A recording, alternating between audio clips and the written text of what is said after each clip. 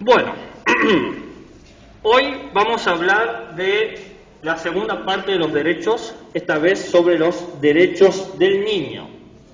Así como hicimos con la clase de los derechos humanos del ciudadano, donde fuimos analizando sus generaciones, sus características, sus fortalezas y sus debilidades, o lo benéfico y lo negativo, vamos a hacer exactamente lo mismo con los derechos. Esta clase también tiene un nombre. El nombre... Uy, lo apagué sin querer. Bluetooth mode. El nombre es Declaración Universal de los derechos del niño, niña y adolescente. Bien, y eso es lo que vamos a trabajar ahora. Similar a las distintas etapas y generaciones que tienen los derechos humanos, los derechos del niño también tienen distintas generaciones de desarrollo, de avance y de cambio. Son, a ver que no me acuerdo, 3 son, si no me equivoco. 1, 2, 3, sí. Son 3 generaciones. La historia de estos derechos es más reciente que la historia de los derechos humanos. ¿Cómo es su apellido?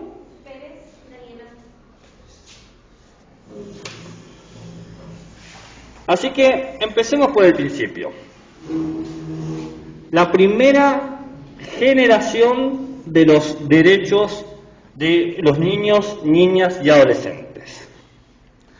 En 1924 existió algo que se llamaba la Sociedad de las Naciones, que es el abuelo de la ONU, ¿no? Antes que existiese la Organización de Naciones Unidas, existió la Sociedad de Naciones, que eran como 10 o 15 países de Europa y Estados Unidos que habían hecho como una alianza para pensar ciertos elementos que tuviesen influencia a nivel internacional. En una sola palabra, para crear pactos internacionales de cómo tratar a la gente de otros países. De estos 10 o 15 países, ¿bien? Decían, bueno, lo que firman el pacto lo vamos a tratar de tal manera. Y en 1924 se firmó lo que se llamó la Declaración o Convención de Ginebra. Ginebra no por la bebida, sino porque se firmó ¿en dónde? No. ¿En dónde? No. ¿En dónde se firmó la Declaración de Ginebra? En Ginebra. ¿Dónde se va a firmar? Es como decir, la Declaración de San Juan que se firmó en Mendoza. No tiene sentido. La Declaración de San Juan se firmó en San Juan. La Declaración de Ginebra se firmó en Ginebra. No, es una localidad, pero el chiste era ese. Y creo que es de una parte de Suiza. Búsquenlo, ¿no tiene Wikipedia?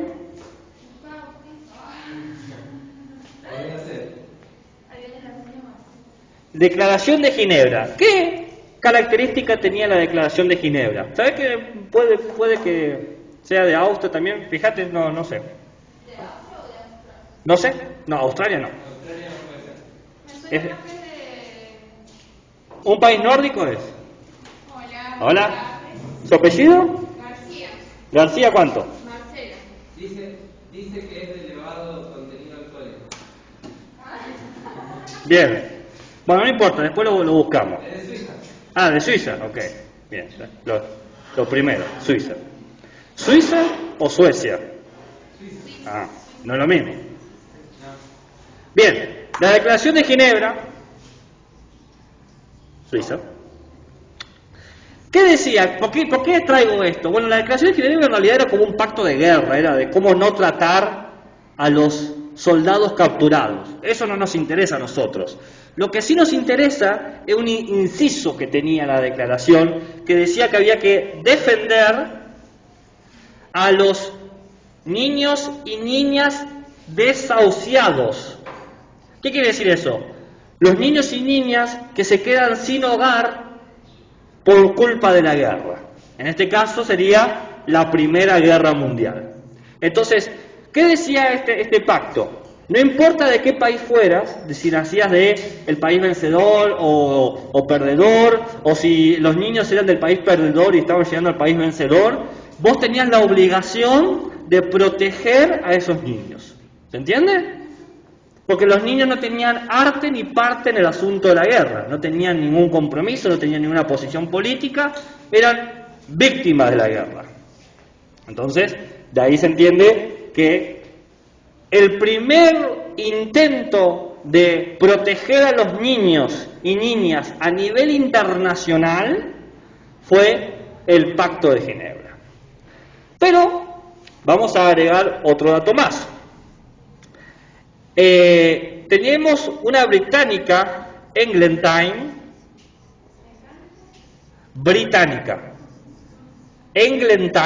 Eglantina si quieren le decimos, Eglantine,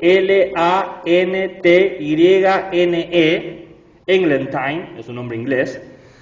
Eglantine Sheff, nacida en 1876 y fallecida en 1928, que crea en este periodo, durante la Primera Guerra Mundial, una asociación que se llamó Save the Children, que nosotros podemos conocer como la asociación Salven a los Niños, que está hoy en día en vigencia. Es una gran ONG, ¿no? Una gran asociación enorme, que decía que había que proteger a los niños indistinto de su raza, religión o política. Esto iba más allá del simple problema bélico, sino que hablaba de a nivel mundial o por lo menos europeo. ¿Su apellido? ¿Así lo anoto? ¿Zamora cuánto? María. Okay. Entonces, ¿por qué les traigo esta activista? Porque en la Declaración de Ginebra se pensaba que ayudar a los niños del bando perdedor era una actitud de beneficencia. Entonces no estabas tan comprometido, beneficencia. Si podías lo hacías, si tenías tiempo lo hacías. Como cuando uno da plata a alguien en la calle. Lo haces, pero no hay un verdadero compromiso. En cambio, lo que dice Eglantine es que los niños tienen el derecho de ser protegidos, lo que lleva a una obligación de parte de nosotros.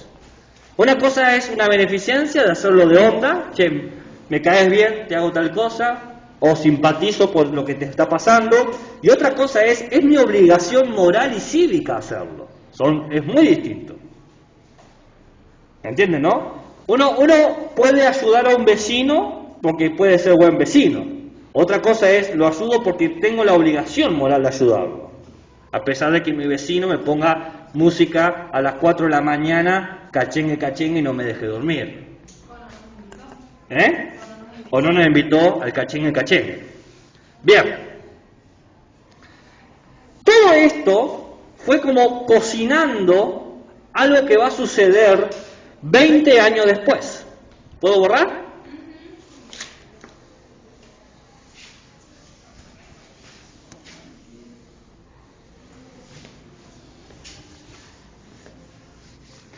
En 1948, cuando se proclama la Declaración Universal de los Derechos del Niño, la Declaración Universal de los Derechos Humanos, ¿no? Recordemos que la tercera generación es en 1948. ¿La tercera generación de qué? De los derechos humanos. Tercera generación de los derechos humanos. ¿Y en el 49 cuando crearon la ONU o al revés? No, en el 48. Porque en la clase anterior no había dicho. No, en el 48 se crea la ONU y en el 49 se edicta, pero en el 48 se empieza a escribir la tercera generación. se publica en el 49, un año después. Bien, en el 48, cuando se escribe la tercera generación, se aclara en un inciso, ¿no?, que la maternidad y la infancia, estos dos elementos, son y merecen derechos y cuidados especiales por cualquier Estado. Porque la familia que representan, porque son el sostén de la familia, ¿no?, porque la sociedad se reproduce de esa manera, es el elemento natural y fundamental de la sociedad. Entonces, hay que cuidar la maternidad y la infancia porque son los futuros que van a representar a la sociedad. En ese mismo apartado se aclara algo que yo adelanté el lunes. Una pequeña cita que es bastante poética. La humanidad debe a los niños lo mejor de sí misma. Es decir, lo mejor que tiene la humanidad para ofrecer tiene que estar destinado a los niños, que son el futuro de la humanidad. Porque la humanidad es terrible y es cruel, pero nosotros tenemos que tomar lo mejor de nosotros y orientarlo y dirigirlo hacia los niños. ¿Se entiende? Entonces se habla así de una responsabilidad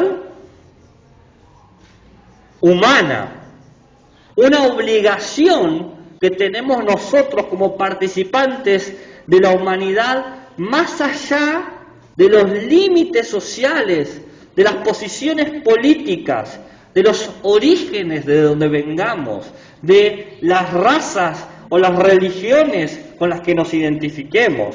Más allá de todo eso, le debemos a la humanidad que dar lo mejor que tenemos a nuestros niños, ¿no? ¿Se entiende eso? Buenísimo. Entonces, en 1948 aparece la Declaración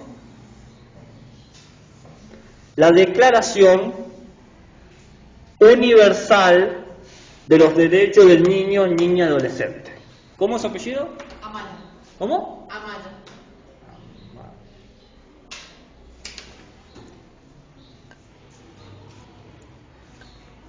Como esto no era la prioridad, esta declaración, porque la prioridad era crear la Declaración de los Derechos Humanos, no del niño, niña y adolescente, esta declaración solamente tuvo 5 artículos. Esos 5 artículos habían sido escritos por la fundadora de la organización Save the Children, Eglantine Shave. Eglantine Shave es quizás la figura más emblemática y mentora políticamente hablando de los derechos del niño y merece ser recordada como tal.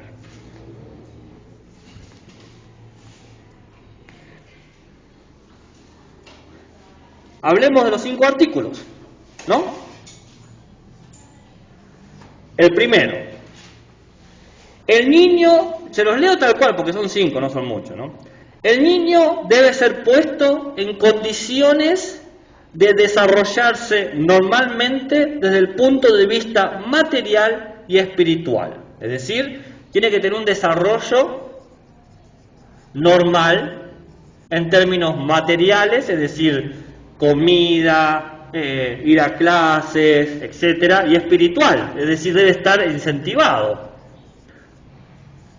Hay que formar su mente. Cuando se habla de espiritual no se habla de una religión o lo que sea, se habla de la actitud crítica hacia la vida que tiene que tener el niño, la autonomía, la independencia, la libertad. ¿Se entiende? El segundo artículo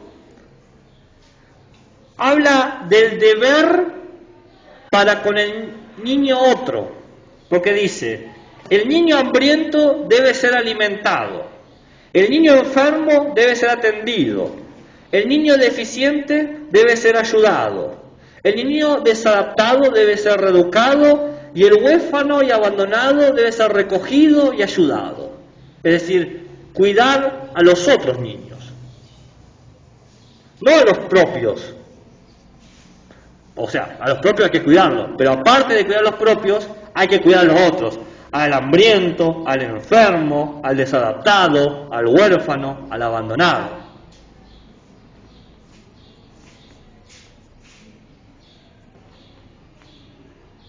El tercero nos dice, el niño debe ser el primero en recibir socorro en un caso de calamidad. Los primeros que hay que salvar son los niños. Eso nos parece hoy algo obvio, pero no era obvio hasta 1948. ¡Caramba! Solamente han pasado unos 70 años. No ha pasado mucho.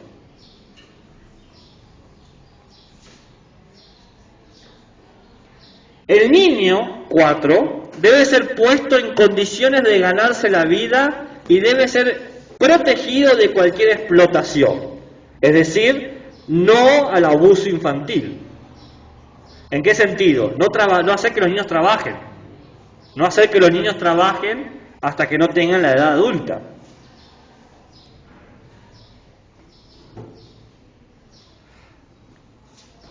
Y formar al niño para que sepa o pueda elegir qué quiere hacer cuando sea grande, ¿no? Esa es la idea del artículo 4. Y el artículo 5 dice, el niño debe ser educado inculcándole el sentimiento del deber, que tiene que poner sus mejores cualidades al servicio del prójimo.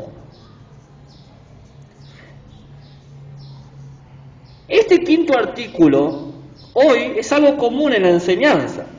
Le enseñamos a nuestros estudiantes, tanto de primaria como a nivel inicial, y en secundaria también, el deber para con el otro. Respetar a tus compañeros, ayudarlos en la medida de lo posible, asistirlos, acompañarlos, compartir. Es algo que se considera algo básico. Pero las maravillas de la humanidad y de la historia que nos representa nos muestra que no era algo básico hasta 1948. Nosotros naturalizamos la idea de responsabilidades que le damos a nuestros infantes, pensando que siempre fue así y que siempre así será. Pero tuvo que pasar más de 20.000 años de historia de humanidad para que digan, ¡caramba! Como que conviene que no se mueran los niños. Hola. A ver, voy a poner...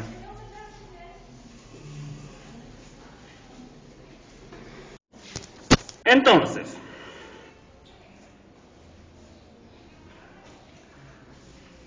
nos encontramos con que la primera declaración fue parte de un proceso de maduración donde se entendió que había que abandonar la idea de beneficencia, de que los niños y niñas eran un objeto que a veces convenía salvar, a la idea de que los niños y niñas representan sujetos de derecho. ¿Qué quiere decir ser un sujeto de derecho? Es que vos sos o representás algo que tiene un conjunto de derechos intransferibles, inalienables, sumamente vitales y que representan algo universal o trascendental. Universal porque aplica a todos y trascendental porque no se agota en un país, en una política, en un gobierno, en una historia, en una geografía, en una biografía, en una religión, en un género, etcétera, etcétera, etcétera. Esa fue la hermosa visión de Engelstein Scherf.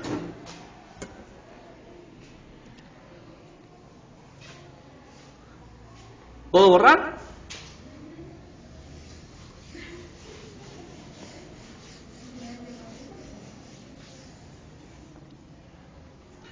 Pero ¿qué tema pasaba acá? El problema de la primera generación era que solamente afectaba a 10 países, a 15 países como mucho. Por lo tanto, no tenía un valor realmente universal.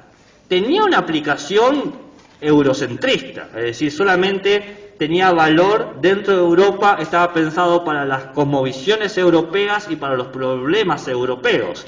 los demás niños y niñas adolescentes del resto del mundo, como puede ser todo América, Norte, Centro y Sur, o África o Asia, quedaban fuera de la ecuación. No eran pensados como un problema, no eran pensados como una cuestión a tener en cuenta. Se creía que con estos 5 artículos se cubrían todas las necesidades y requerimientos que podríamos llegar a tener para proteger a los niños y niñas. Y claramente no fue así. No fue así porque cumplían o cometían, mejor dicho, el mismo error que la primera generación de los derechos humanos. Eran demasiados idealistas y no ofrecían los medios para llevar a cabo esa promesa de proteger a los niños y adolescentes. Lo declaraban, lo reconocían, pero no te decían cómo hacerlo.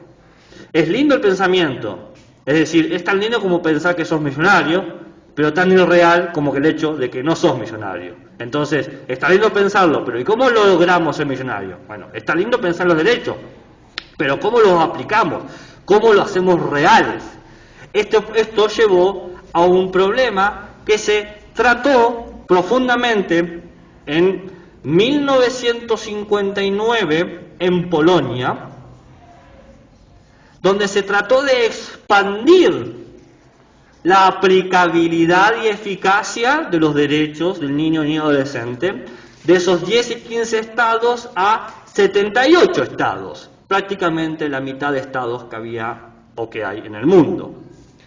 Estos 78 estados parte aprobaron la Declaración de los Derechos del Niño, pero tiene algunos pelos en la sopa para evitar problemas realmente. O sea, tiene ciertos silencios, ambigüedades a propósito, porque la parte espinosa de esto, la llaga de todo esto, es cuando se empieza a ser un niño o niña.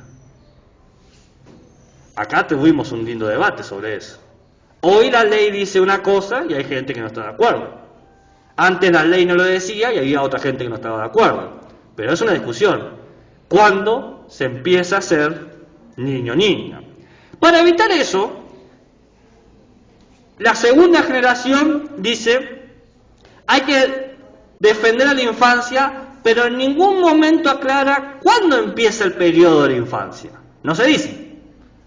Eso depende de cada estado, cada gobierno, cada momento que decida cuándo un niño o niña es tal. ¿Entienden lo que estoy diciendo? ¿Por qué? Porque hay países que tienen el aborto legalizado y hay países que no tienen el aborto legalizado. Para tener el aborto legalizado tenés que reconocer que a eso que se aborta no representa un sujeto de derechos, es otra cosa. ¿Bien? No puede ser un sujeto de derechos, puede ser un sujeto de derechos, no lo puedo abortar, sería asesinato. ¿Entienden la lógica? ¿Bien? Entonces, para evitar ese problema, porque no querían meterse en eso, porque iba a ser para que de 78 países te queden 2, dijeron, bueno, nadie habla de cuándo empieza, cada uno lo decidirá. La realidad es que desde que el país reconoce que es niño, ahí comienzan los derechos. ¿Entienden cómo funciona? Entonces, desde que dice es infante, esto no está. Desde que dice es infante,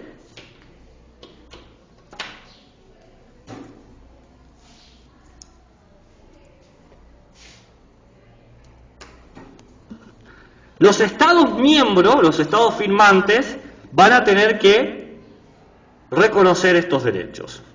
¿Y qué se decían de estos infantes? Bueno, se decía que el Estado tiene la obligación legal de dar el cuidado adecuado. Y fíjense, para que noten el problema en que estaban, el cuidado adecuado antes y después del nacimiento.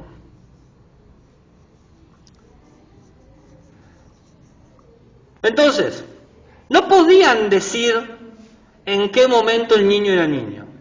No podían. Pero sí podían decir que en algún momento todos los estados, inclusive los estados que reconocen el aborto, hacer un corte, un mes, un momento, una semana específica. Dice, a partir de esta semana ya no se puede abortar. Es un peligro para la persona gestante, etcétera. ¿Bien? Entonces, ese antes empieza desde ese corte institucional. ¿Comprenden lo que estoy diciendo? Bien. Acá no es para entrar en debate si están a favor o en contra. O sea, ustedes piensen lo que ustedes quieren. Son libres de pensar lo que se les cante, por eso son seres libres. Pero esa no es la cuestión. La cuestión es el dilema con el que aparecieron estos estados que querían crear. Piénsenlo así. Son 70 países que dicen vamos a crear derechos que protejan al niño de cualquier abuso. Y la pregunta que dice, y bueno, ¿cuándo empiezan a nacer niños? Porque tenemos que definir un momento. ¿Qué? Durante el coito, ahí, el momento en que el óvulo, el esperma toca el óvulo, ahí tenemos cuándo. O sea, hay que hacer el corte, porque si no, no queda claro cuándo se puede defender o no se puede defender. ¿Entienden? Entonces, realmente es un tema espinoso. Pero, fuera de esto que es sumamente ambiguo y que no se resolvió, a la vista está que hoy en día se sigue discutiendo, sí se define con toda claridad qué es un niño o niña. Dice, bueno, no puedo definir cuándo empieza, pero sí puedo definir qué es. Una buena. El niño se define como un ser humano que debe ser capaz de desarrollarse física, mental, social, moral y espiritualmente con libertad y dignidad. Lo leo otra vez. El niño es un ser humano que debe ser capaz de desarrollarse física, mental, social, moral y espiritualmente con libertad y dignidad. El niño es un ser humano. ¿Por qué la necesidad de aclarar la humanidad del niño? Y porque por mucho tiempo se pensó, y hay gente que todavía sigue pensando, que los niños y niñas son su posesión. Es algo que poseen, como quien posee una mochila o una casa. Esto es mío y yo decido lo que pasa con esto. Y justamente hay que romper eso, porque el niño no es un objeto, es un sujeto, alguien que se está desarrollando, alguien que está construyendo ideas, alguien que tiene su propia individualidad, deseos y pareceres. De ahí la importancia de decir es un ser humano.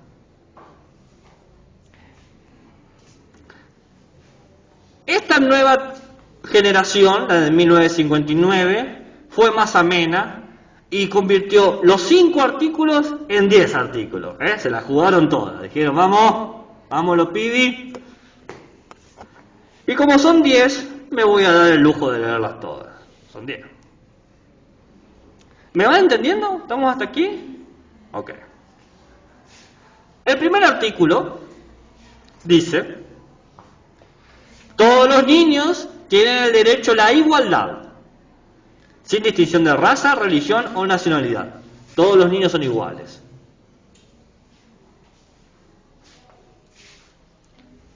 El segundo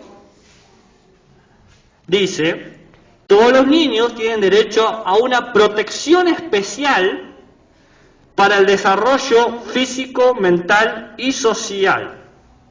Los niños tienen que ser protegidos hasta que se desarrollen como los seres humanos que son. Protegerlos físicamente, por ejemplo, la salud, mentalmente, la educación y socialmente, que no se le cometan prejuicios o manipulaciones sobre ellos. 3. El niño tiene derecho a un nombre y a una nacionalidad desde su nacimiento. Ningún niño puede vivir o existir sin tener nombre y sin tener nacionalidad. Una pregunta, profe, ¿qué pasa con los apátridas? Ahí está el tema. Porque el niño tiene un nombre que le pondrá la gente, sus padres, sus madres, sus tutores, pero ¿tiene su nacionalidad? No. ¿Sabe lo que es apatria? sin patria. Por ejemplo, gente que nace en campos de concentración, gente que nace en la frontera de los países y no tiene por lo tanto papeles para decir si es del país A o del país B. Gente que nace porque sus padres están huyendo del país, por lo tanto no pueden registrarse. Gente que nace y el país de donde nació no existe más. Países que desaparecieron. Usted dice, eso no pasa. Ha pasado. Cuando cayó el muro de Berlín en 1991, había un solo país, la República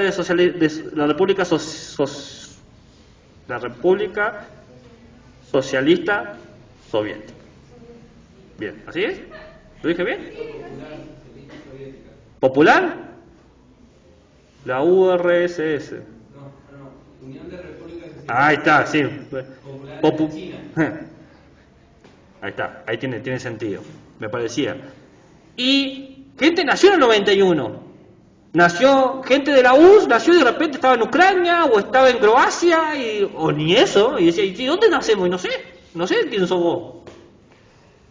El tercero, este de la nacionalidad, es uno de los que menos se... Inclusive acá, inclusive acá en Argentina. Gente que nace en el campo o en lugares tan lejos de la urbe que no tienen ni siquiera papeles para registrarlo y a lo sumo después registra su nacimiento cuando tienen 15 o 20 años. Y eso ha pasado, pasa al día de hoy, no estoy diciendo cosas lejanas y distantes. Puede ser también que nazca en otro país que nada más le dé la nacionalidad a los hijos de los hombres que viven en ese país, porque hay distintos casos. Por ejemplo, acá Argentina le da la nacionalidad nada más a los nacidos en el territorio argentino. O sea, hay un argentino que nazca en algún país que no le da la nacionalidad a los nacidos en su territorio, sino a los hijos de los nacionalizados de ese país, por ejemplo Francia. Ahí también la persona se puede quedar apátrida. Hay muchas situaciones. En Argentina vos te podés naturalizar, podés no haber nacido, te podés naturalizar acá, eso es un nacional, eso sí. No sé quién quiere naturalizarse argentino, eso ya son dos discusiones aparte, pero el tema es que si vos querés, podés. 4. El derecho a una alimentación, vivienda y atención médicos adecuados, la atención adecuada. Por eso siempre la medicina y la salud ha sido gratuita cuando se trata de niños y niñas. Gratuita, bueno. Te lo van a atender, después te pueden cobrar, pero no te pueden negar la atención, son dos cosas distintas.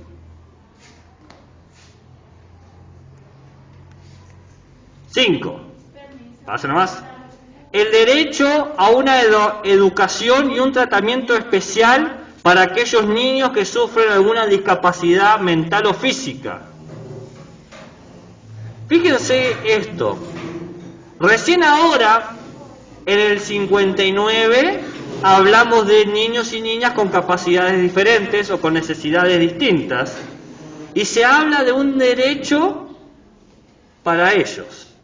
Todo Estado debe tener un programa, debe tener pensado un proyecto gubernamental que atienda a niños y niñas y adolescentes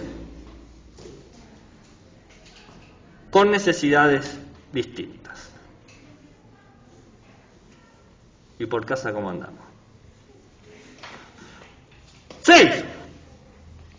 El derecho a la comprensión y el amor de los padres y de la sociedad. Ser comprendidos como niños que son. A veces le demandamos que sepan cosas que ¿cómo pueden saber si poco han vivido? 7. El derecho a las actividades recreativas, el juego, por ejemplo, y la educación gratuita, y la educación gratuita, y la educación gratuita, y la educación gratuita. Lo repito porque me gusta repetir esa frase. A gente que le gusta repetir, dame más vino, a mí me gusta repetir educación gratuita, porque yo soy así. Creo que no tengo que explicar la importancia de este séptimo derecho. Henos aquí en una institución pública. 8. El derecho a estar entre los primeros en recibir ayuda. Que esto tiene un corolario con el anterior, que eran los primeros en recibir socorro. Pero ahora es entre los primeros en recibir ayuda en cualquier circunstancia. No solamente en una situación de emergencia. Porque es fácil. Pero en cualquier circunstancia, los primeros en recibir ayuda. Es fácil entenderlo esto en situaciones donde hay un maremoto o un terremoto como puede haber acá en San Juan, pero otras veces donde no es claro, la primacía o relevancia está en los niños. Ahora. 9. El derecho a la protección contra cualquier forma de abandono, crueldad y explotación. No pueden haber niños abandonados. Una pequeña anécdota para pintar la importancia de esto. Hace 2 o 3 años, cuando no existían los barbijos, cuando la gente no pensaba en que el mate era cosa de uno y lo podía compartir. ¿Recuerdan esa época cuando éramos más asquerosos y sucios? Bueno. En esa época yo estaba dando esta clase sin micrófono, con la letra más horrible y con marcadores que funcionaban, y estaba explicando este artículo, el abandono. Y entra por la San Martín, la puerta del aula, un niño a vender tortitas y esas cosas. ¡Qué momento! No sé si fue porque todos tenían hambre en ese momento o algo pasó que todos los estudiantes del aula le compraron tortitas a ese niño. Lo curioso es que yo ese niño siempre lo había visto pasar, ahora no lo veo. Y no siempre le compraban tortitas, era como una pequeña y hermosa indiferencia. Pero ese día se fue con las manos llenas. Porque es fácil no ver. Todos tenemos nuestros problemas. Yo también, no es para hacer sentir mal a nadie, ¿eh? Yo también miro para el otro lado. Pero si estamos hablando de tomar conciencia y de repente tocamos el tema del abandono y encontramos un niño explotado porque no tiene otra alternativa, y las fibras se mueven, ¿no? Tocan cosas. El 10 dice, el derecho a ser criado con un espíritu de comprensión, de tolerancia, de amistad entre los pueblos y de hermandad universal. ¡Oh, qué linda! Amistad entre los pueblos. Hermandad universal. Somos todos hermanos, no hay que odiar.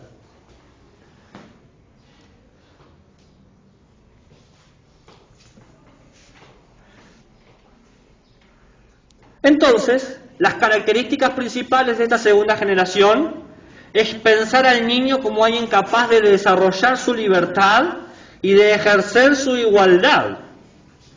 Pero no se define cuándo empieza la existencia del niño, porque no conviene, ojo al piojo.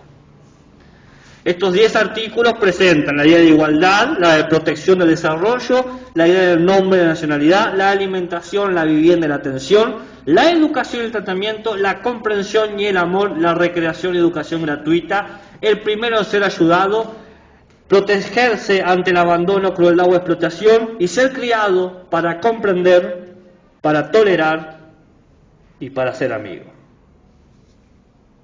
Hermosos, hermosos estos derechos. ¿Todo verdad? ¿Sí? ¿Eh?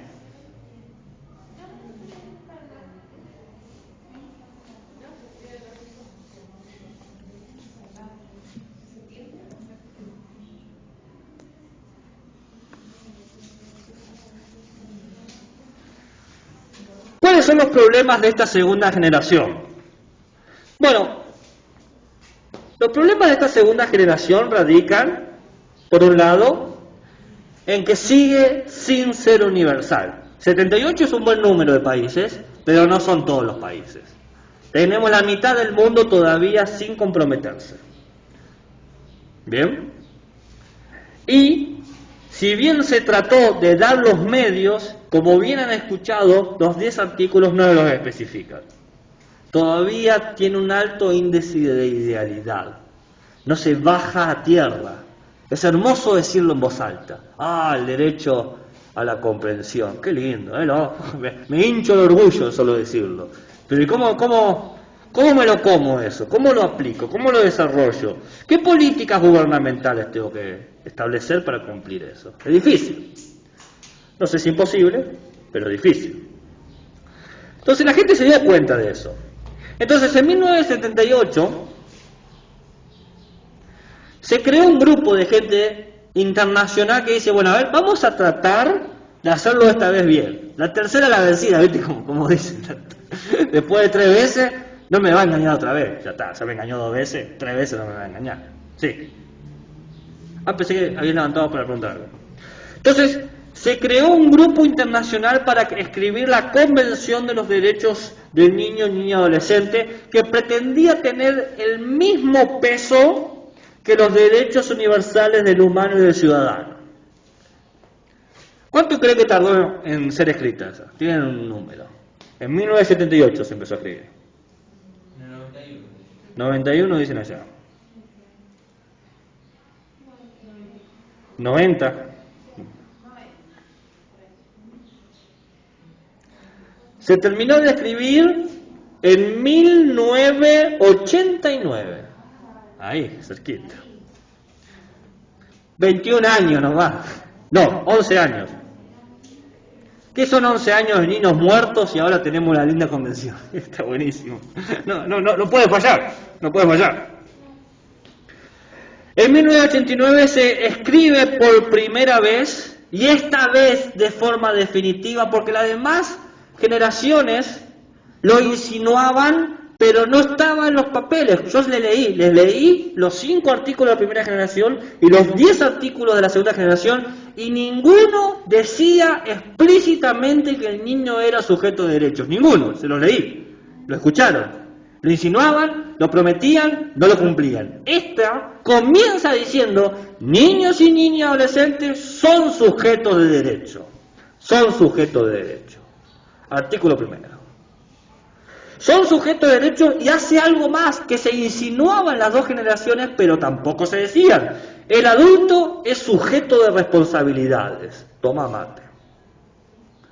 Claro, porque es fácil decir, son sujetos de derecho. Yo te puedo hacer sujeto de derecho y después te digo, manejate, es cosa tuya. Ahora, vos sos sujeto de derecho y yo soy sujeto de responsabilidades. ¿De qué responsabilidades? Pues que se cumplan los derechos que tú tienes. El tratado de esta convención fue el pacto internacional donde más han participado países en la historia de la humanidad hasta el momento. Han firmado más gente en este pacto que en la Declaración de los Derechos Humanos. ¿Cuántos países? 192. ¿Cuántos países hay en el mundo? 194. Quedaron 2 países afuera. ¿Alguien quiere saber qué países quedan afuera? A ver, ¿alguien quiere adivinar? No creo que lo adivine, pero bueno. ¿Uno no puede ser China? No. No, África es un continente. Hay como 40 países ahí. ¿De Asia Menor? ¿Puede ser? ¿Cuál? ¿Pakistán? No. ¿Kazajistán? Va a tirar todos los están, ¿viste? No. Somalia es uno.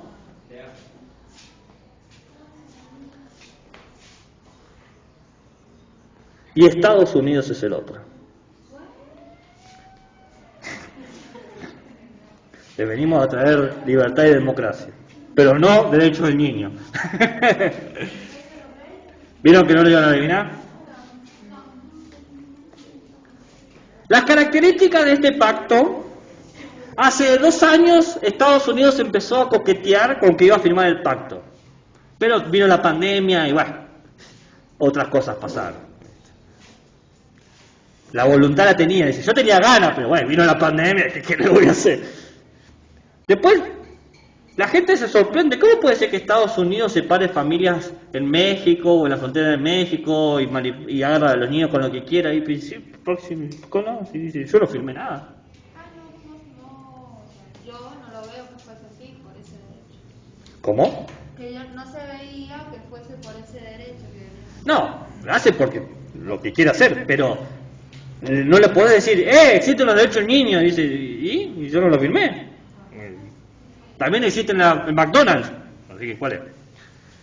Bueno, ¿cuáles son las características de esta tercera generación?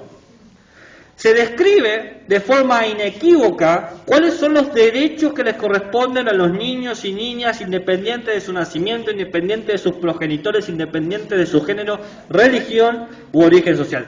No importa dónde haya nacido, no importa quiénes hayan sido tus padres o cuál sea tu género, tu religión o tu estatus social, estás protegido. No importa si tu padre fue, qué sé yo, alguien del Ku Klux Klan, no sé, no importa. Tenés derechos. Lo interesante es que por primera vez de todas estas generaciones se aclara que esto es para todos los niños del mundo. Si prestan atención, los 15 artículos que leí, en ningún momento dice todos los niños del mundo. Se dicen así niños en general y abstracto. Pero acá dice todos los niños del mundo. Parece una tontería, pero... Y se les pide a los gobiernos que solucionen y solventen todos los tipos de desigualdades.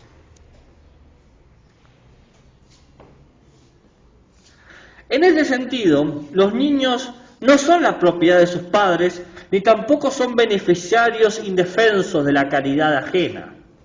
Son seres humanos que tienen que ser respetados como tales. Son seres humanos destinatarios de sus propios derechos.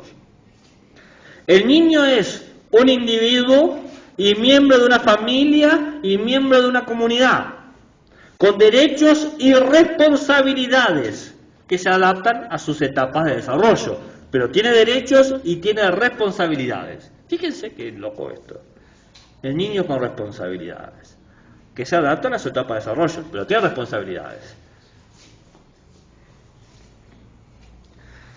En una sola palabra, esta convención es el instrumento jurídico más poderoso que existe para proteger los derechos del niño. Lisa y llanamente. Es el texto más poderoso que hay. No hay otro por ahora. Quizás si uno que firma a Estados Unidos o Somalia sea más poderoso porque tiene 2 países más. Pero hasta que vengan los 2 países... Y lo curioso es que esta tercera generación incorpora toda la gama de los derechos humanos, derechos civiles, derechos políticos, derechos económicos, derechos sociales, derechos culturales. Resuelve el problema que yo les señalaba recién. ¿Cuáles son los medios? ¿Cómo lo vas a hacer?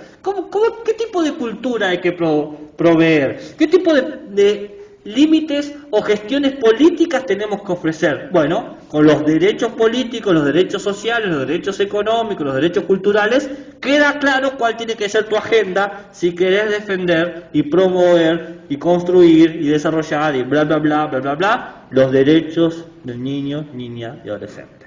¿Se entiende? Lo interesante de esto no es solamente que se incorpora esta multidimensionalidad de los derechos sociales, económicos, culturales, políticos, etcétera, sino que dice algo más.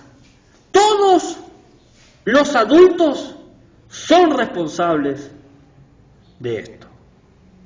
Ya no es simplemente vos en tu comunidad, vos en tu paternidad o familiaridad.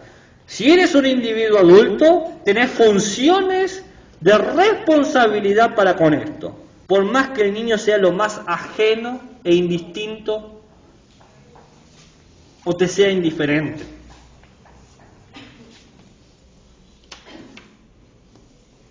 ¿Estamos hasta ahí? ¿Alguien tiene un marcador que me preste? Si no, sigo usando el mío, que es una porquería.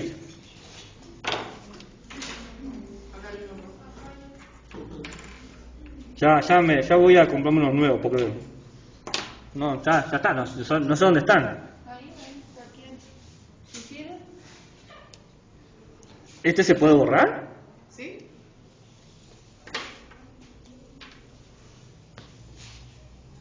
Uso este, y si me quedo medio camino, uso el otro. Bien.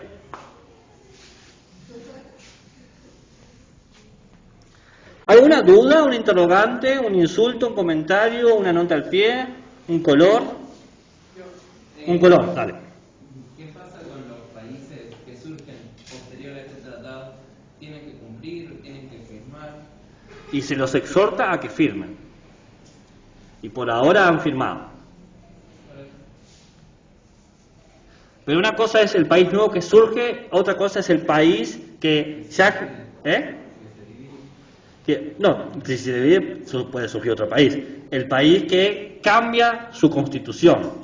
Porque, por ejemplo, en Afganistán, Afganistán no dejó de existir, por más que ha cambiado la manera en que se está gobernando ahora. ¿Se entiende? Entonces, en Afganistán claramente muchos derechos de los niños y niñas no se están cumpliendo, pero ha firmado, es parte del pacto. ¿Se entiende? Por ahora, andá a saber si sale. Bueno,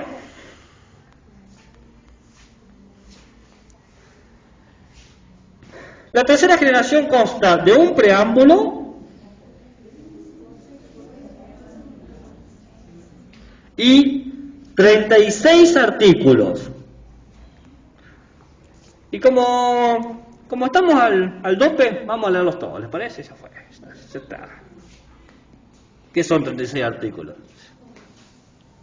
Ya leímos 15, más 36, ¿cuánto tenemos? 51. Después el examen final los tomo. Dígame el artículo número 24. Se ríen, pero no sé si se ríen de miedo o de que... Reíte, que parezca que es broma. El preámbulo lo primero que hace es vincular la Declaración de los Derechos del Niño, Niña y Adolescente con la Declaración Universal de los Derechos Humanos. Dicen, están íntimamente ligados. Y reconoce que el niño, para poder desarrollar su personalidad de manera plena y armoniosa, tiene que crecer en una familia, en un ambiente de felicidad, amor y comprensión. Los niños necesitan una familia. Quede claro que no dice necesita su familia biológica. Siempre se aboga por eso, pero no es condición suficiente. La familia X, como sea constituida, lo único que tiene que garantizar es felicidad, amor y comprensión. Y triangula entonces una situación nueva del Estado, familia y niñez. Hay como un trabajo interrelacionado. El Estado tiene que proteger a la familia para que la familia pueda dar los medios adecuados para que el niño se desarrolle y pueda incorporarse al Estado como un buen ciudadano. ¿Por qué queremos niños sanos? Y porque son los futuros ciudadanos. Somos nosotros que estamos aquí. Si no queremos que los niños sean tan estúpidos como nosotros y cometan tantos errores, y bueno, a meter pata. Lo central que señala el preámbulo es la protección del niño.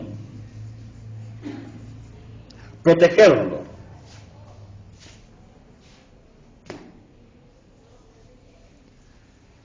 Y acá se animaron un poquito más.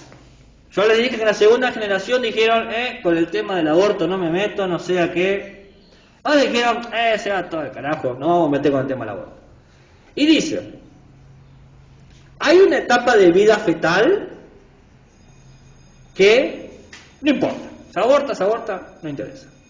Pero después de esa etapa, bien, aparecen derechos del niño. Entonces, hay unos cálculos ahí de qué semana sí y qué semana no, bien, que no es el tema que nos importa acá. Pero después de un conjunto de cantidad de semanas, ¿cuántas son las semanas que permite ahora el Estado argentino? 12. 12, está muy bien. Es una buena cantidad. Mayormente las personas gestantes no saben que están embarazadas hasta después de la sexta semana. Entonces, 12 es un buen número para tomar la decisión que mejor te convenga a ti, a tu familia, etcétera. Entonces, digamos 12 para aplicarlo a nosotros. Distintos estados, países tienen distintas semanas, ¿no? 12 semanas.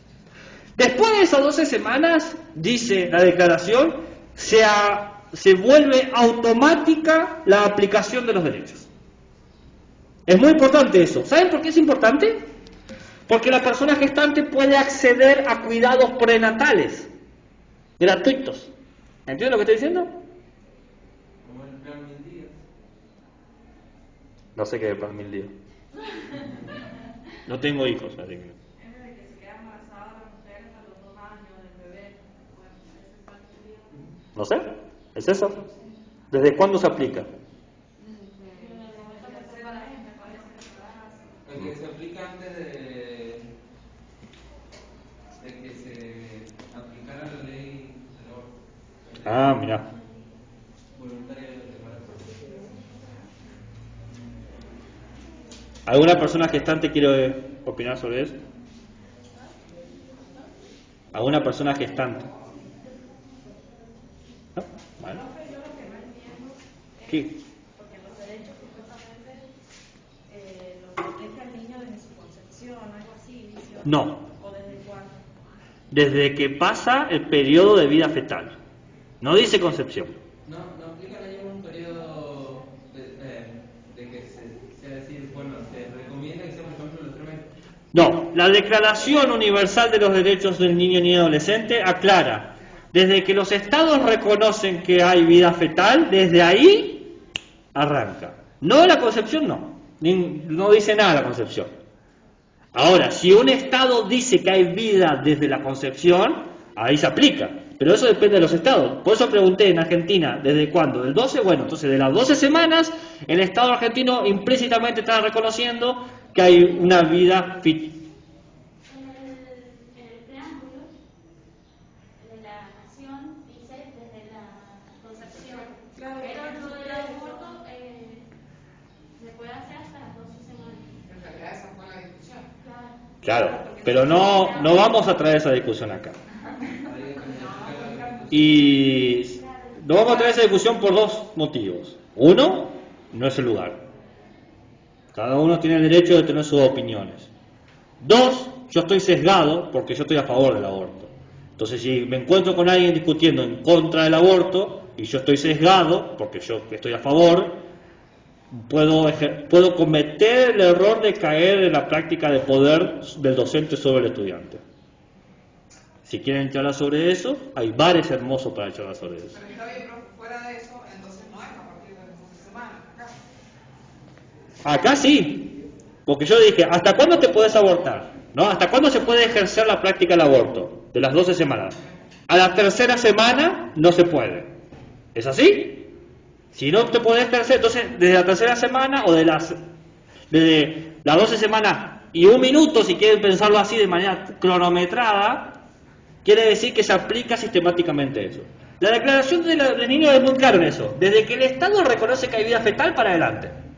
Esa vida fetal puede ser el acto sexual, ahí mismo, desde la penetración, o puede ser desde que sale y el niño ya dice, acá estoy, no sé. No importa, distintos estados lo definen de distinta manera, es así. El chiste es, desde que el Estado lo reconoce, para adelante. Pero ¿por qué es eso? No es por una cuestión de reconocer o no la vida, es una cuestión de reconocer los derechos de la maternidad, ahí se apunta. Porque si yo doy derechos prenatales, quiere decir que las personas gestantes tienen que tener unas garantías de poder pasar por un buen periodo de gestación. El acceso a los médicos, el acceso a los cuidados y a los elementos de forma gratuita y pública, indistinto del país en donde estés. Entonces, los derechos dicen muy claro, ¿vos desde cuándo reconoces que hay vida fetal? El día 1, a los 8 meses recién. Bueno, perfecto, desde ahí para adelante, todo tiene que ser derechos gratuitos y públicos para la persona gestante. ¿Se entiende? Ese es el punto. No es una discusión de si aborto o no aborto. Eso es otro tema. Ese tema lo sumo te va moviendo la vara desde cuándo pongo los derechos para atrás. Pero el tema es que hay derechos según la declaración. Por eso la triangulación familia, niño y Estado. ¿Queda claro? Buenísimo.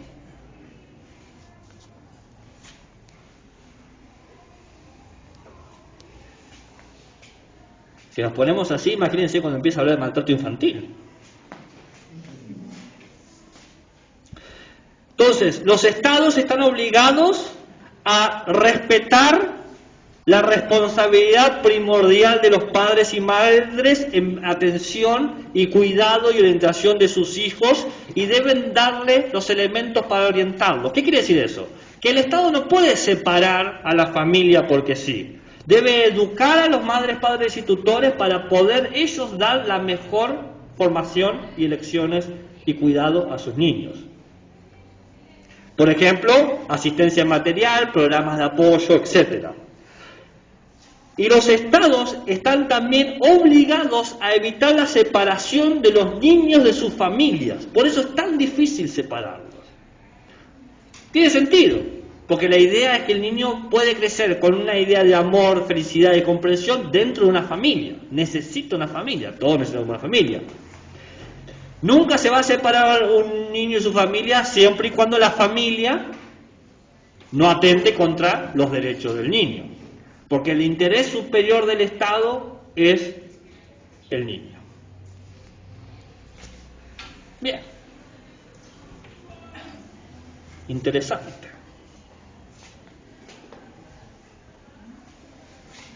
Ahora veamos los artículos. ¿Todos? Sí, todos. ¿Cuántos dije que había? En realidad son 38, me acordé que había 2 más. Vamos a los 38. Lo vemos rápido, eso tranquilo. ¿Eh? Sí, obvio. Artículo primero.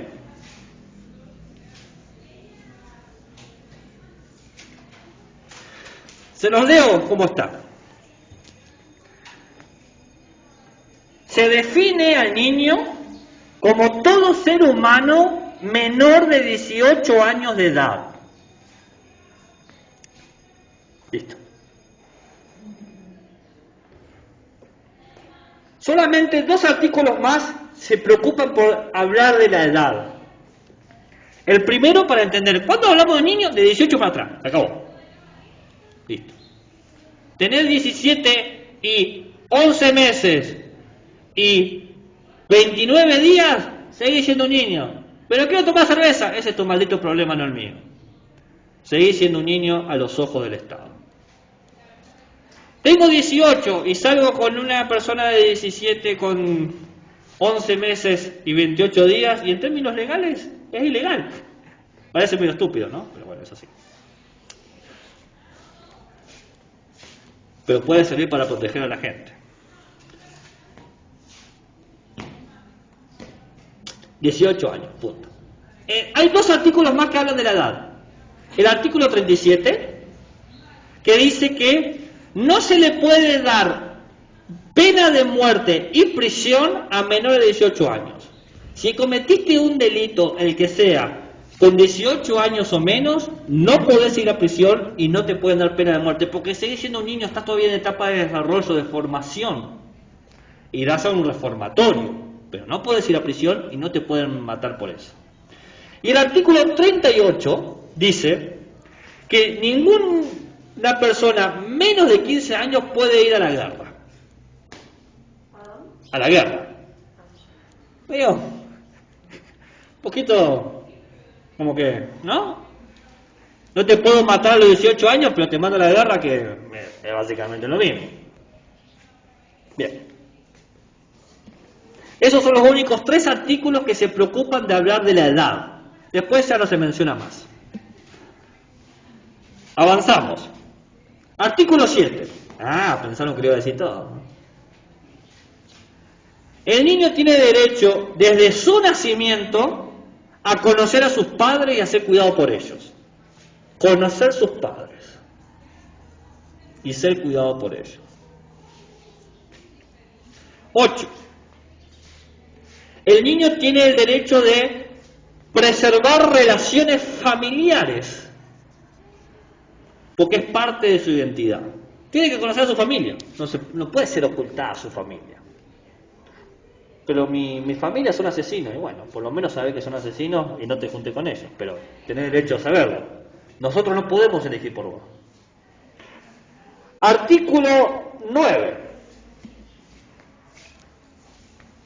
En caso de padres separados o de familias que están en situación de prisión o exilio, el Estado tiene la obligación de darle al niño la información sobre el paradero de su familia.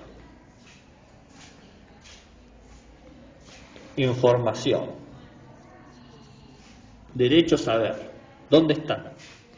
¿Dónde está la gente cuando llueve? ¿Dónde va? ¿Dónde va? Me llega el corazoncito. Artículo 10. Si hay una situación donde niños, niñas y adolescentes, junto con sus padres o madres, están en diferentes países, por ejemplo, yo estoy en Argentina y mi madre está en Canadá, el Estado tiene la obligación de la reunificación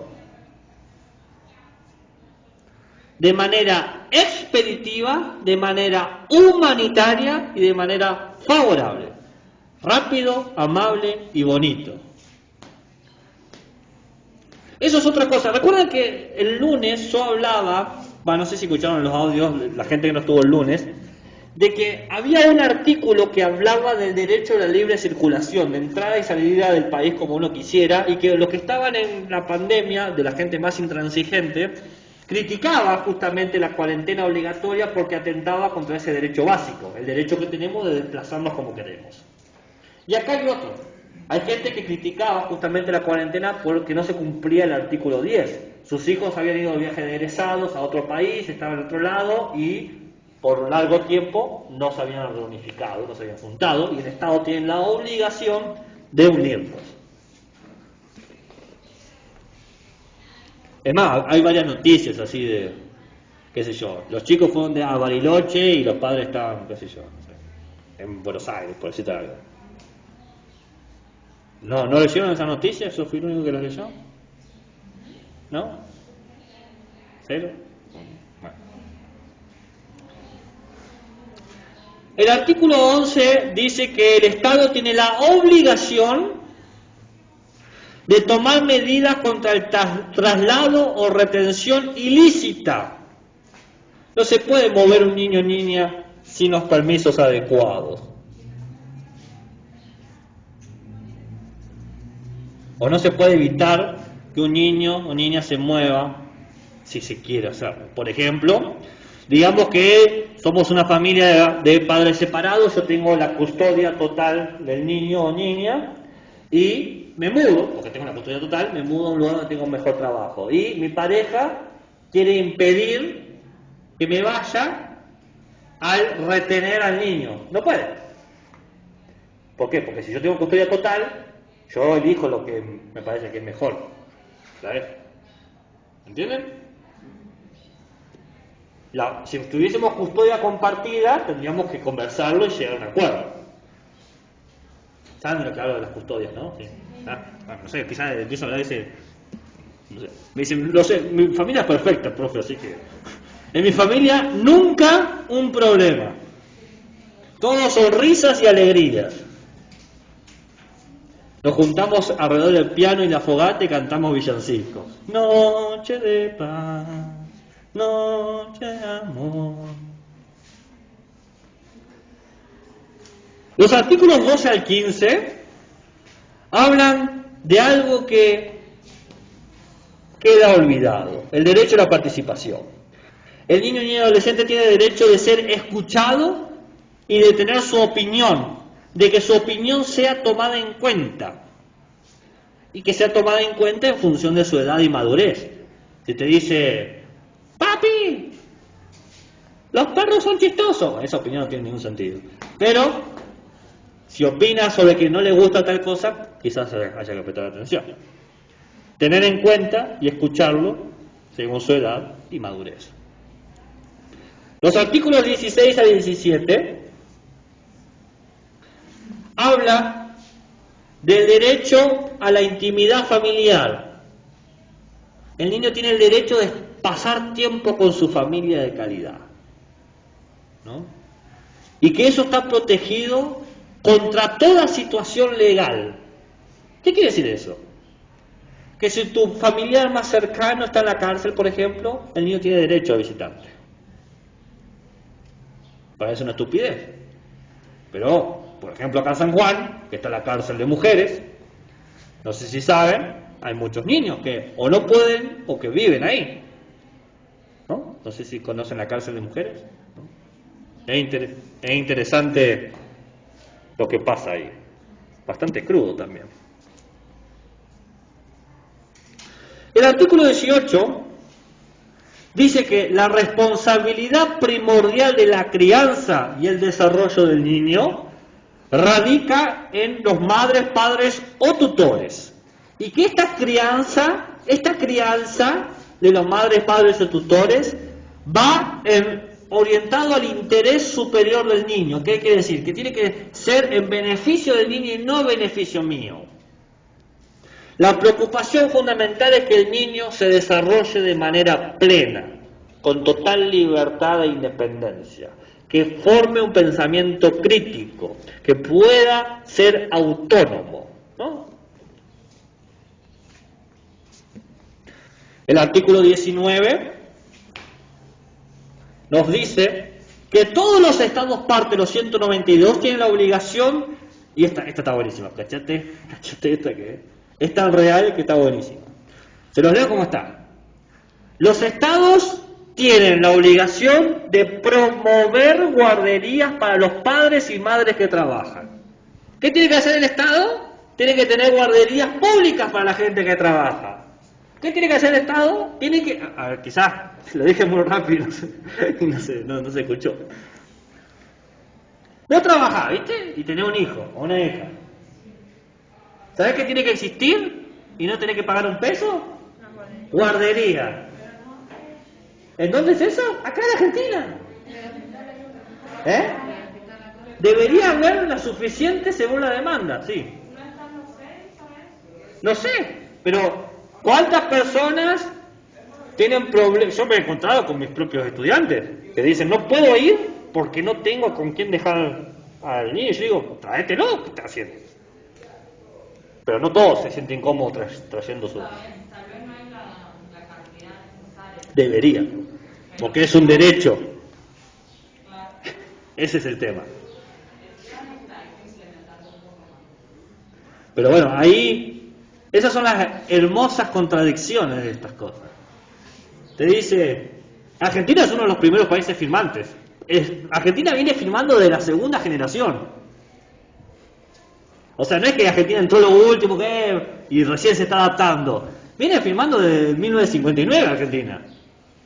Así que, ponete al día. Los artículos 20 y 21 son los artículos sobre la adopción. La adopción se realizará solamente por medios competentes. Adopción. Y sin motivos financieros. No se puede adoptar por plata.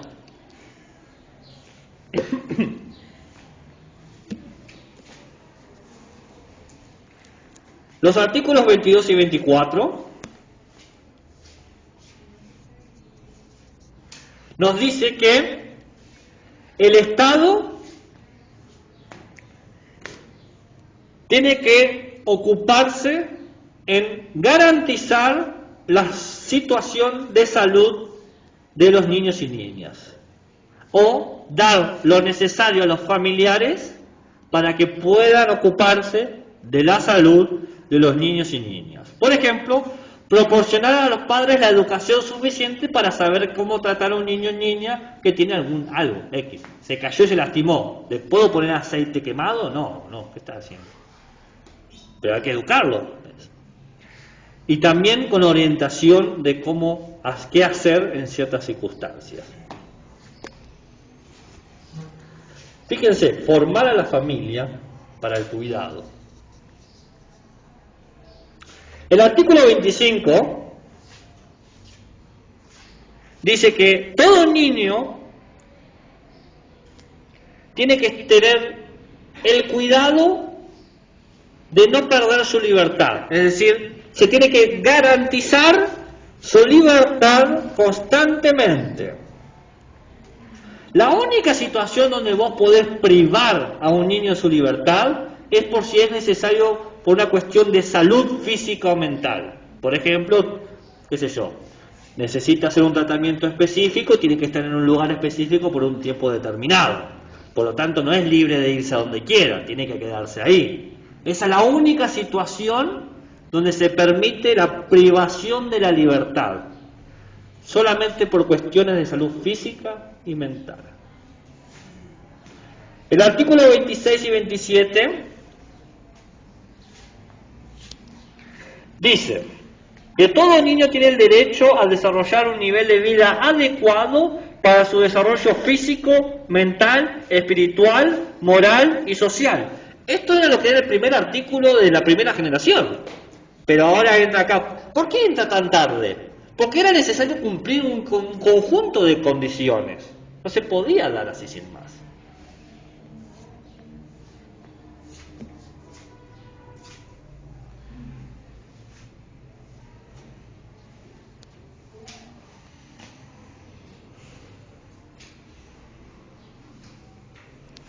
Ya estoy que termino, Son muchos artículos. Los artículos 30 y 33 es que todo Estado tiene que evitar que los niños sean partícipes de las hostilidades. Es decir, si hay una guerra, los Estados deberían ocuparse por sacar a los niños de las situaciones del fuego cruzado, donde se bombardea, etcétera. Argentina no tiene ese problema porque Argentina no está en ninguna guerra, pero muchos países están en guerra. Este es interesante.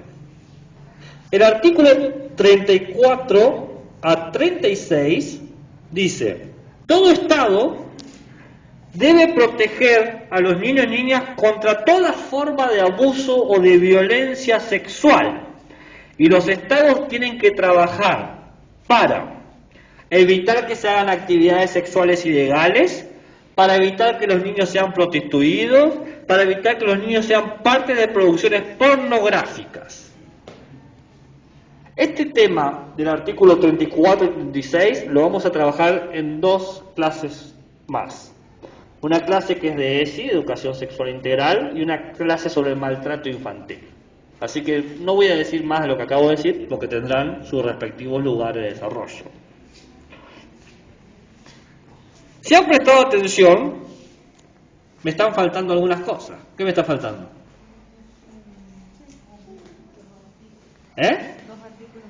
El artículo número 2, que dice que ningún niño puede ser discriminado.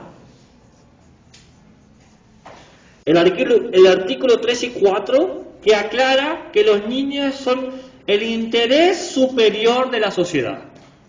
Porque recordemos, la humanidad les debe lo mejor. Y el artículo 5 y 6 habla de la importancia del cuidado de los niños en todas sus facetas de desarrollo y la formación continua, por lo menos hasta los 18 años. El 3 y el 4 habla del interés superior.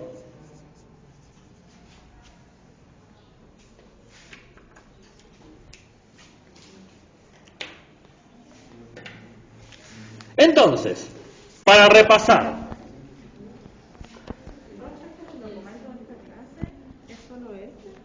¿sí? ¿Sí? Te puedo pasar la declaración completa si querés. No, es que veo que es mucho de diálogo. No, es ese. A ver, el 5 y el 6 es que todos los niños tienen que ser cuidados en todas sus dimensiones y educados, la tutoría, la formación, hasta por lo menos los 18 años. A ver, repasemos, lo repaso así velozmente. La característica de la tercera generación de los derechos universales del niño, niña y adolescente es que se aplica a todos los niños del mundo. Se entiende que los niños son humanos con derechos propios, no es un elemento de propiedad, no es parte de una beneficencia.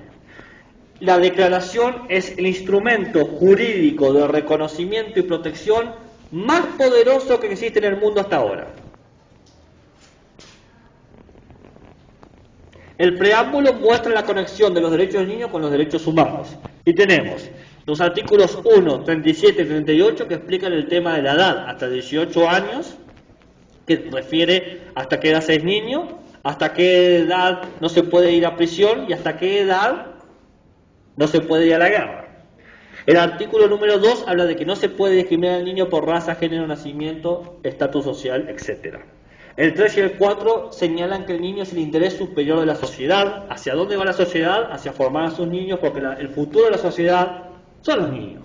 Eso cae de maduro.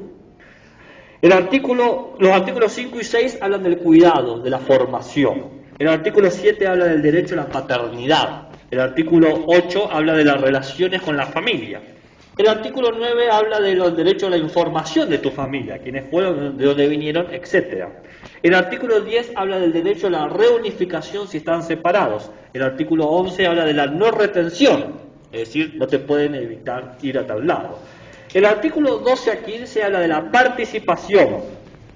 El artículo 16 a 17 habla de la intimidad. El artículo 18 habla de la preocupación tutorial, es decir, poder ocuparse del desarrollo del niño en términos de sus necesidades. El artículo 19 habla de la guardería, del 20 al 21 de la adopción, del 22 al 24 de la salud, del 25 la protección y la libertad, del 26 al 27 la vida adecuada, del 30 al 33 la seguridad, el 34 al 36 el no abuso sexual, y habíamos dicho que el 37 y 38 eran sobre el tema de la edad. Eso hace este poderoso texto, que es la Declaración Universal de los Derechos de Niños, Niñas y Adolescentes. Ahora,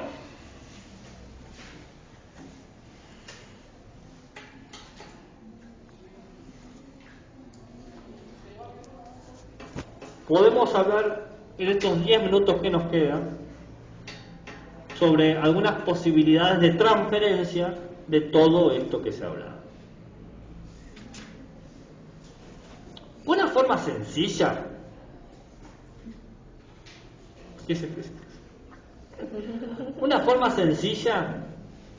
como quien dice, no tengo ganas de trabajar pero quiero quedar bien, es que lea algún derecho y ver ejemplos de eso y dibujarlo.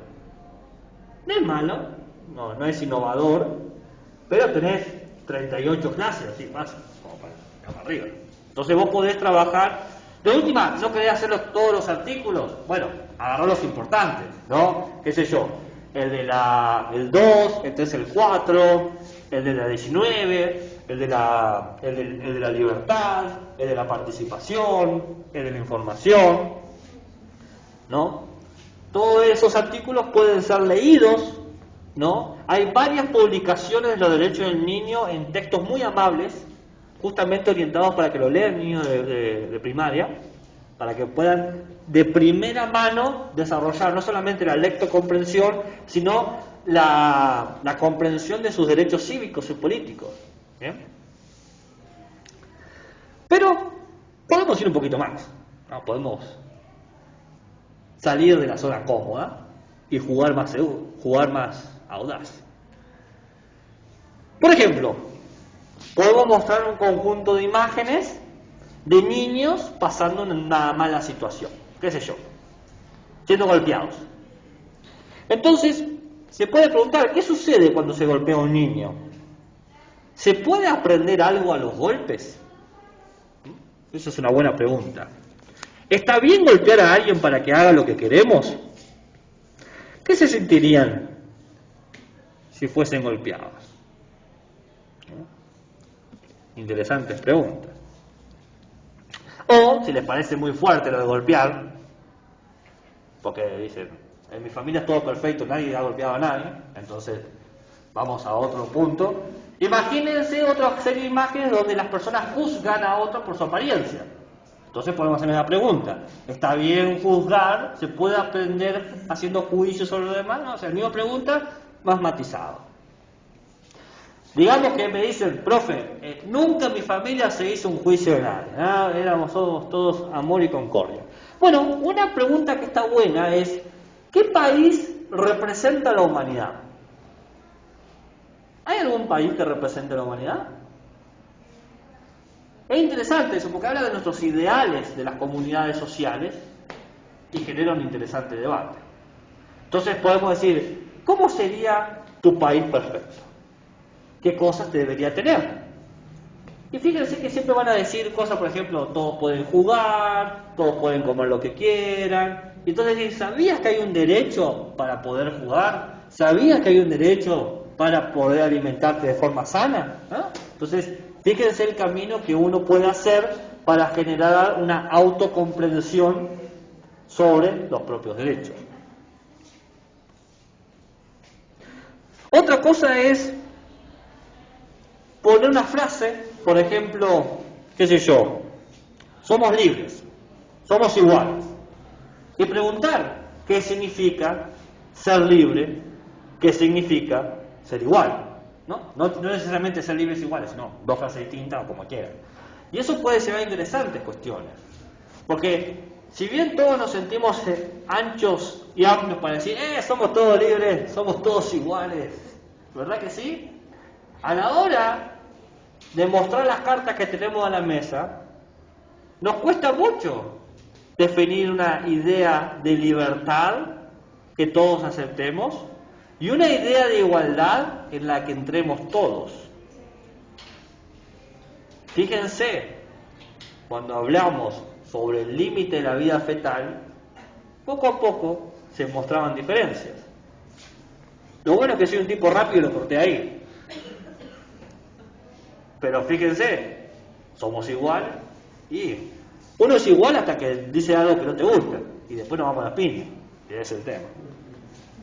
Después hay uno que me gusta a mí y es con este termino, que es como un juego. Esto es una historia que sería algo así como jugar a ser un periodista. Entonces uno puede construir la historia y decir, imagínate que vas a contar la historia de un país, de tu país. Y cuando vas a escribir sobre esa historia, viene la policía y no te deja escribir sobre eso. Te dice, no puedes escribir sobre eso, está prohibido, ¿no? Entonces uno pregunta, ¿cómo te sentirías si no pudieses dar tu opinión sobre las cosas? Si no te permitieran hablar sobre lo que querés escribir o lo que querés decir. ¿Preferirían callarse para no meterse en problemas? Entonces, en base a eso, podemos empujar un poquito más y rascar nuestra propia historia nacional. Y decir, hay varias historias sobre los campos de concentración y de tortura que hubo aquí en la dictadura, creados para PEP. No estoy inventando. Y dice, ¿qué se sentiría si alguien les hiciera causar dolor por placer? ¿Qué piensan de eso? Una buena forma sería pedir que definan tortura. ¿Cómo definir tortura? Y se van a sorprender con las definiciones que dan. Causar dolor, aprovecharse del otro, y a veces les pueden dar definiciones más crueles que hablan de sus propias realidades. ¿Qué sé yo? Apagar un cigarrillo en el brazo, pegar con el cinturón. Y eso da lugar a pensar esos derechos básicos, como es todos los niños tienen el derecho de desarrollarse en un lugar feliz, amoroso y con comprensión. Y acá voy a terminar, porque sé que me van a preguntar algo. ¿Qué cuernos hago si me encuentro con una situación de maltrato infantil? La respuesta va a estar en la clase de maltrato infantil. Muy bien. Aparte de esa pregunta cuya respuesta vendrá casi al final de la materia. Es lo último que trabajamos a propósito, porque necesitamos tener un desarrollo teórico bastante denso. No se puede dar de lo primero. Fuera de eso, ¿alguna pregunta, duda, interrogante, insulto, comentario, color, nota al pie? ¿Chiste? ¿Rap? ¿Trap? ¿Flap? ¿Ñac? ¿Eh?